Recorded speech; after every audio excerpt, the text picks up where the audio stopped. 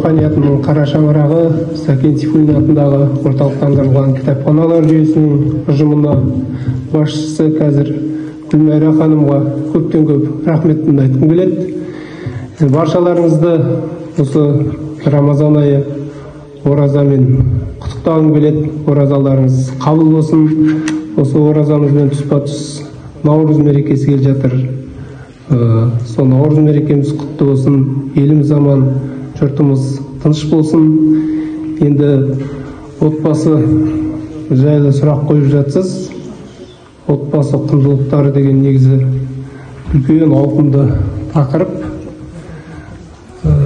Жалпы отбасы, біздің отбасымызда Құдайдың бергенін көп балалы отбасы дейміз ғой. Қазір енді қазақ баланың санын айтпаған, көп балалы отбасына жатамыз. Аллаға шүкір, тату-тәтті өмір сүріп жатырмыз. Енді ұстанымымыздың бірі үлкенге құрмет, кішіге ізет, үлкен кіші деп қарамаймыз. Балалардың жас ерекшелігіне, барлығына бірдей көзқараспен қараймыз. Бірімізбен біріміз үйде ақылдасамыз, сырласамыз, шамамыз келгенше ойымызды ашық айтуға тырысамыз. Әрине, біздің қазір қыз балалар болғаннан кейін өздеріңіз көріп отырсыздар, енді аналарымен бөлек әңгімелесетін, өздерінің ақылдасатын уақыттары болады, әкесіне айтатын сырлары болады.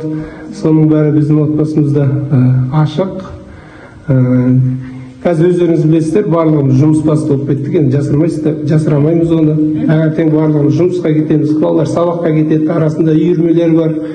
Уақытымыз болып жатса, үйірмелеріне апарып келеміз, болмаса өздері барып келеді дегендей.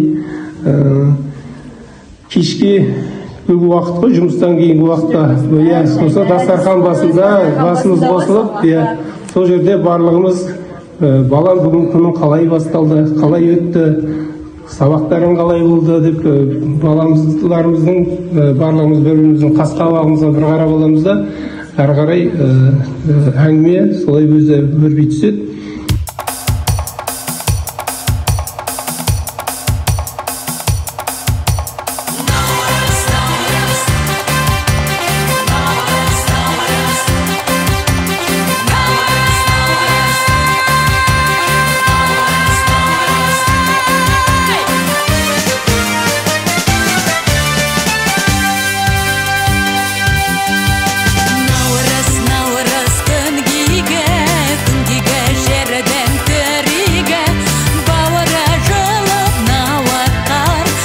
Мені